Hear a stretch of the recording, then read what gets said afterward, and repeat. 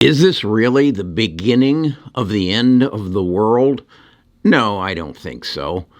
But I do believe it's the beginning of the end of the world as we know it. I think some events have happened that are going to have some drastic results on the de-globalization of our world. And I'm speaking directly of the coronavirus and the Russian-Ukraine war. We have learned that what I believe the first president that spoke about globalization was Bill Clinton, and how we would create an interdependency and an inter-support for the world, and the populations of the world would grow collectively. But we've found there were some unintended consequences that have created disasters.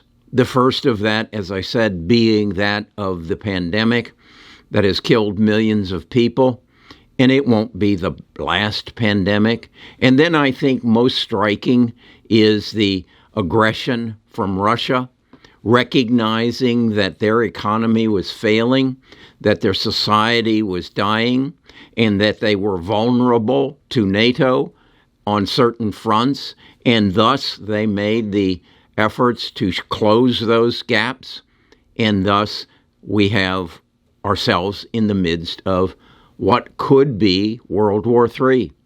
So, with that in mind, I think it's important as an investor, at least it is for me, to examine what is going to happen. What brought me to this focus was Peter Zeihan. Peter opened my eyes about 4 years ago when I read The Accidental Superpower. And he educated me on demographics and geopolitical situations, and the importance of geography, and the importance of a demographic pyramid. Let's talk about this, because I think an examination of his new book, The End of the World is Just Beginning, and it's important then to read the subtitle, Mapping the Collapse of Globalization, because that's what it's really all about. Let's dig into it, and let's see where we should be going relative to our investments in this movement for deglobalization. Best of Us Investors presents Carrie Griegmeyer.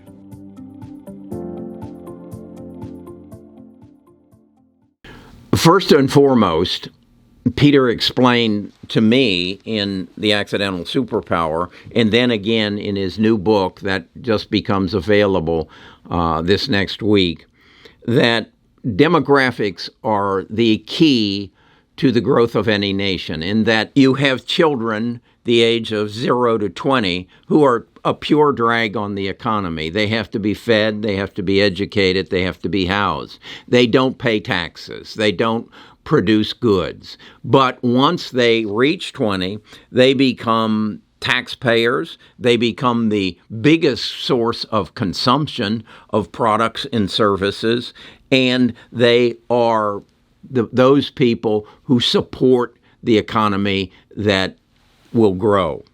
Once they turn 41, they become the workforce that pays most of the taxes, and they have moved their children out of their house, so they become investors, and they reduce consumption. So the 20 to 40 are those that consume. The 40 to 60s are those who finance the consumption and also add to the tax base. And then once you get from 61 and above, you get into retirement. You get to where they become a drag on the economy through either pensions and or Social Security. They have failing health, so their health care costs go up, which then become a burden on your society, and they become, much as the 0 to 20, a negative effect on the economy. You add to that the fact that people are living longer, and it becomes more and more important that you have this pyramid. Well, what we've learned and what Peter brings to our attention in the world, the end of the world is just the beginning, is that there are some countries in the world who are upside down. Japan is probably the worst one of it. But it goes on to include Korea, Taiwan, Germany, yes, Germany, Belarus, Russia, Italy, Belgium, and China. And the biggest concern, in my estimation, is two, and that is Germany and China. Let's first talk about Germany. Germany is dependent on Russia for oil and gas. That's how they heat their homes. That's how they power their vehicles. Yes, we're going to EVs, but will it get there soon enough? Will Germany make it through the next winter without coming to some agreement with Russia? This is a major concern. This could be the failing of NATO.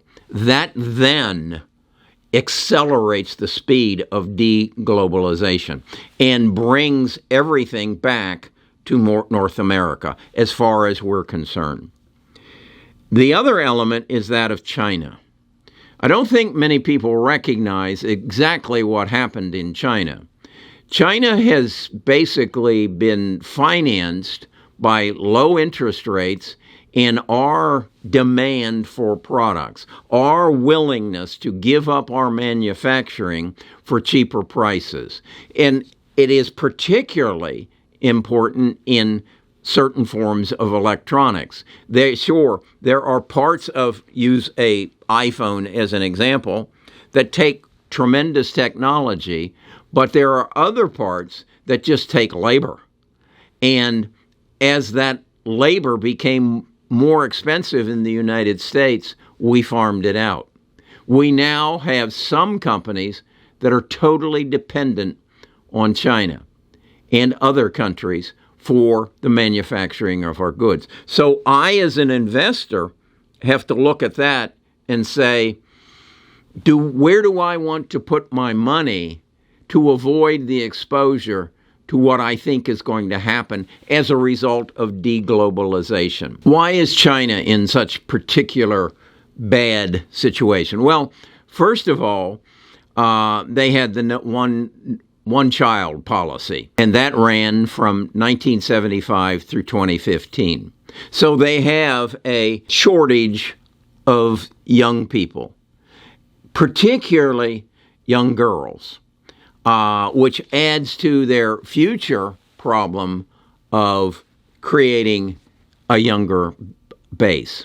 What also happened, even though they have abandoned the one-child policy, as you moved people out of the country and into the city, into smaller confines, and we learned this from Japan, they have fewer babies.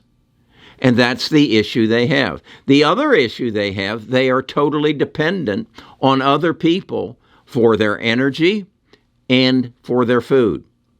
If China has a breakdown, and China is probably going to be the biggest victim of the Russian-Ukraine war, it could, if their energy is cut off and their food is cut off, China's economy could collapse within the next 5 years. Now you add to that the United States and much of Europe saying we want to limit our exposure to China for obvious reasons. You now have, who are they going to sell their goods and services to? If we no longer buy our flat screen TVs and our iPhones from China, and we move our manufacturing to areas like Mexico and South America, what happens to China? This is important, and this is what really Peter's book focuses on, is that we are going to pull back. We are even going to probably no longer be the police force of the high seas. We have the Navy that basically keeps trade open around the world. Again, if we de-globalize, that comes to a halt. So, as an investor, I need to look at my portfolio. And if I accept the fact that deglobalization is going to happen, I need to look at my portfolio and say, where am I exposed to this change? Am I negatively exposed, and where am I positively exposed? I would say if there is a collapse as a result of Germany's alignment with Russia and NATO fails, we need to look very seriously at any European stocks that we have. If China collapses and I own China stocks, they're going to become next to worthless. That brings to question Tesla. And even more important, that brings to question Apple. Apple is totally dependent for the manufacturing of their iPhone on China. So Peter is of the belief that the next new iPhone that you will be offered from Apple will be the last iPhone that you will be offered from Apple until they move their manufacturing away from China. That's pretty stark. I own quite a bit of Apple. I'm up substantially on Apple. I've been up higher on Apple, and I would hate to bail out on it too soon. But I understand what Peter is saying, and I understand that Apple is in bed with China, as Elon Musk is in bed with China, and they're exposed. We just heard Elon make a statement recently about he's bracing for some very tough times. Elon, I understand. I understand what you're saying. You have a tremendous investment in China, and 1/3 of your automobile sales are dependent on China. Where are the opportunities then? I'm going to beat this drum again. Genomics. As the world moves into this de-globalization, the need for energy and food will become paramount. The United States makes more energy and food than they need. The United States makes the cheapest energy, and that means gasoline as well as electricity, than any place in the world. The United States is the most proficient at field crops, making corn, making wheat, making food for its citizens. In fact, it makes 33% more than what it has needs for. You add to that now the technology that is coming into the agri field through genomics and then through artificial intelligence and facial recognition. What do I mean by facial recognition? How does that work on the farm? If you put onto a tractor a facial recognition device that recognizes the difference between a weed and a crop, and then delivers either fertilizer or weed be gone as it goes down the field, you now have improved, they're projecting, the production of crops by 250%. We already make more, 33% more than what we need. And they are projecting through genomics and through facial recognition, we will increase the crop output in the United States by 250%. Once again, the United States will become the breadbasket of the world. That is an investment opportunity.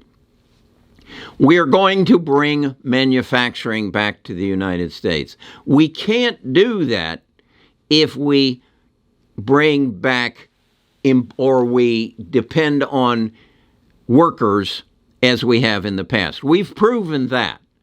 But through additive manufacturing, that's 3D printing, we can eliminate those costs.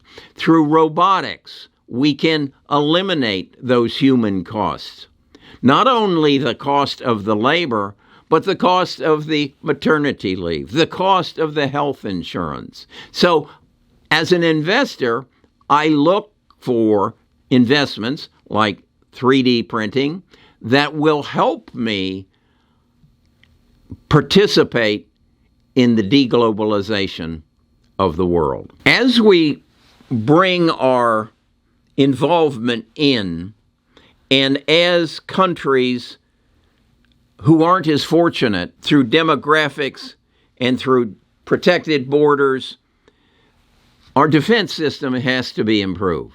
So our spending on defense will go up, particularly in the area of cyber defense, cybersecurity. The other area that I have just recently identified is that of data management.